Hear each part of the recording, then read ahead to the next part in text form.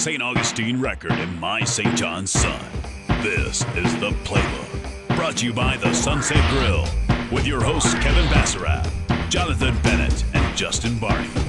Running the I formation with all the information you need on St. Johns County football. Time for another edition of The Playbook in preparation for the playoffs. The regular season's over, and 3 of our St. Johns County teams are hosting playoff games tonight. Justin Barney will have a little bit more on those games a little bit later in the show. That's right, but first, let's finish up last week's scores. There are only 2, so this won't take very long. FSDB hosted St. Joseph's Academy, but St. Joseph's took that one in a big way, winning 21-6. That's right, and Ridgeview traveled down to St. Augustine, where the Yellow Jackets won 42-7. Our player of the week this week is St. Joseph's Eric Desmore. In their game against FSDB, Eric had 160 rushing yards and 2 touchdowns, helping to lift St. Joseph's 21-6. As a matter of fact, for the season, Eric has had over 1,300 rushing yards and 19 touchdowns, which is good enough to give Eric the county rushing title. Now let's go down to St. Augustine and find out from Justin Barney what this week's playoff matchups will be. Week 12 high school football, and really we should start off by saying it's week 1. Prep football playoffs, opening week. We've got 3 teams in town this week, 3 district champions, and 3 teams who have a legitimate shot of playing on to December in Orlando, side of the state championship game this season. We'll start first with Bartram Trail. They are playing host to Pensacola Pine Forest. Each of those teams 6-4. Bartram Trail making its 7th consecutive state playoff appearance. That's pretty impressive for Bartram Trail, which came into existence in the 2000 season, has been playing strong ever since. 7 straight for Bartram Trail. 45-10 win over Fletcher 2 weeks ago got Bartram this home playoff game. Playing a team that local fans may know well, Pensacola Pine Forest. They were a 3A team last year. They were actually a state runner-up in that classification.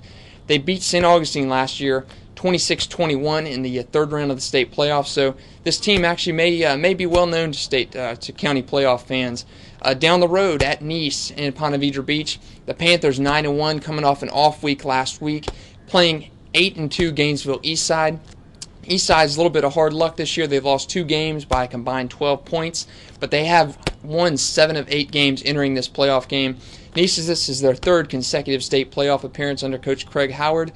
They have done it last year, state championship runner-up to Tampa Plant the year before. 13-2 season. Tim Tebow led them to a big win over Seffner Armwood in the state championship game, winning a day after St. Augustine High School won the state 3A title. So that brings us to St. Augustine, another good opening round game for the Jackets. St. Augustine 9-1. They host Jacksonville Reigns 7-3 on Friday night.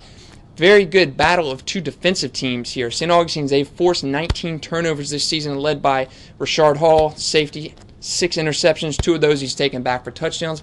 The Reigns Vikings, 40 turnovers this year they've forced on defense, so that should be a very good clash of 2 very evenly matched teams. St. Augustine 18-7 in the playoffs under head coach Joey Wiles. In 12 seasons, this is the 9th consecutive state playoff berth for St. Augustine. Missed out last year, that loss to Pine Forest in the 3rd round. Year before, we all know what happened. 15-0, perfect season, ending in a state championship game and a big win over Sarasota Booker in that game in Miami. This year, venue has switched from Miami to Orlando, and St. Augustine has a good chance at being there in early December. So St. Augustine has averaged 42.3 points a game in their last 4 games of the regular season, and that's pretty impressive, although their defense is a little bit nicked up in this one, but I don't know if that's going to make much of a difference come Friday night. Back to you guys. And for the part you look forward to every week, Justin Barney's Alumni Minute.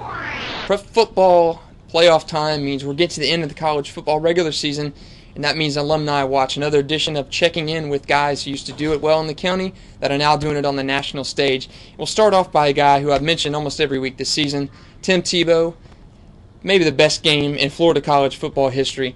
7 touchdowns for the guy who used to play at Nice 2 years ago in a 51-31 win over South Carolina. He had 5 rushing touchdowns, 120 rushing yards. He passed for more than 300 yards and a couple touchdowns through the air. That gives him 42 touchdowns this season. That's high school numbers for Tim Tebow.